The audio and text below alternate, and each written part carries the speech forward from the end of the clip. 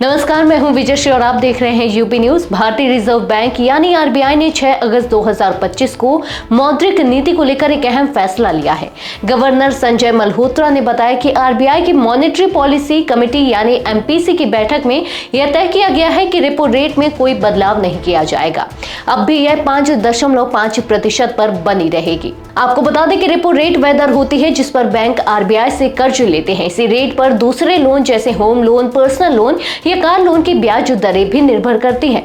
यानी अगर repo rate बढ़ता है तो आपकी ईएमआई भी बढ़ सकती है और घटता है तो कम हो सकती है। फरवरी में 0.25%, अप्रैल में 0.25% और जून में 0.50% की कटौती की गई थी, लेकिन इस बार कोई बदलाव नहीं किया गया है। गवर्नर ने कहा कि अभी जो आर्थिक हालात हैं उन्हें देखते हुए यही फैसला सही है, क्योंकि पहले की गई कटौतियों का असर अभी पूरी तरह से देखने को नहीं मिला है। गवर्नर ने बताया कि इस वित्त वर्ष के लिए खुदरा महंगाई दर यानी रिटेल इन्फ्लेशन का अनुमान घटाकर 3.1% कर दिया गया है। पहले इसे 3.7% माना गया था। यानी महंगाई धीरे धीरे कंट्रोल में आ रही है।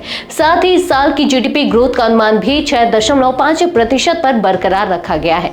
मतलब देश की आर्थिक रफ्तार सही दिशा में जा रही है। आरबीआई ने एसडीएफ यानी स्टैंडिंग डिपॉजिट फैसिलिटी को भी 5.25% और एमएसएफ यानी मार्जिनल स्टैंडिंग फैसिलिटी को 5.75% पर बनाए रखने का ऐलान किया है। संजय मल्होत्रा ने कहा कि देश में मानसून की स्थिति अच्छी है, जिससे खेती और ग्रामीण अर्थव्यवस्था को फायदा मिलेगा। इससे आने वाले महीनों में और सुधार की उम्मीद है।